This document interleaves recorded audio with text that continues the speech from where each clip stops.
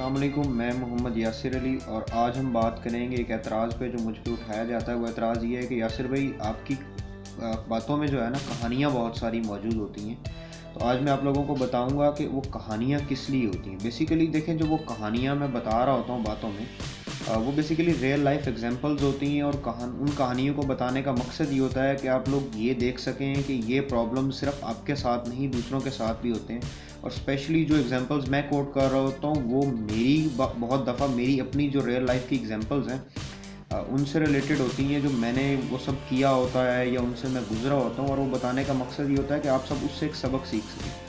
लेकिन हमारे यहाँ प्रॉब्लम ये है कि लोग कहानियों से सबक नहीं सीखते बल्कि उनको किसी काम का नहीं समझते।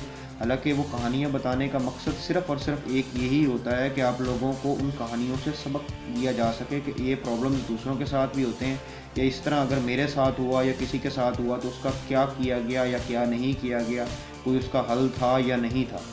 लेकिन प्रॉब्लम ये है कि हम उस बात को पूरा नहीं सुनते और उसको सिर्फ कहानी समझ के इग्नोर कर देते हैं, जिसकी वजह से प्रॉब्लम्स होते हैं।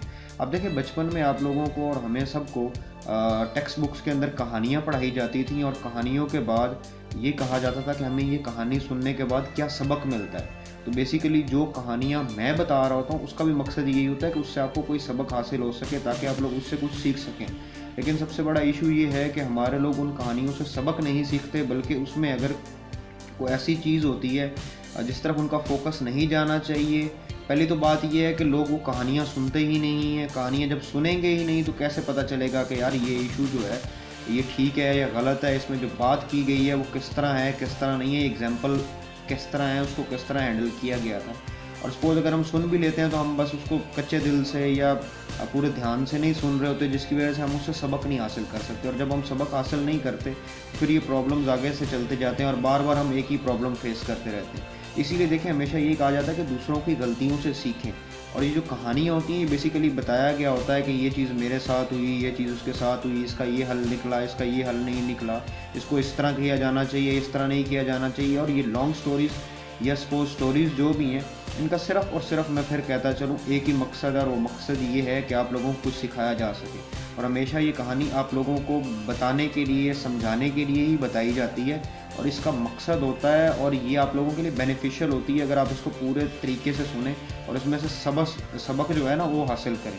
लेकिन अगर आप नहीं करेंगे तो भाई ये नुकसान आपका हो रहा है, मेरा नहीं हो रहा। और बार बार एक ही बात करने का मकसद ये है कि आप लोगों का फोकस इस तरफ लाया जा सके। और दूसरी रिक्वेस्ट मैं ये करूँगा आप सबसे कि आप हमारे चैनल्स को सब्सक्राइब करें, MY फार्म्स को और एनिमल नेक्सस को, ताकि आप लोगों को इस तरह की मज़ीद वीडियोज़ जो हैं वो मिलती रहें। थैंक यू एंड अल्लाह हाफ़िज़।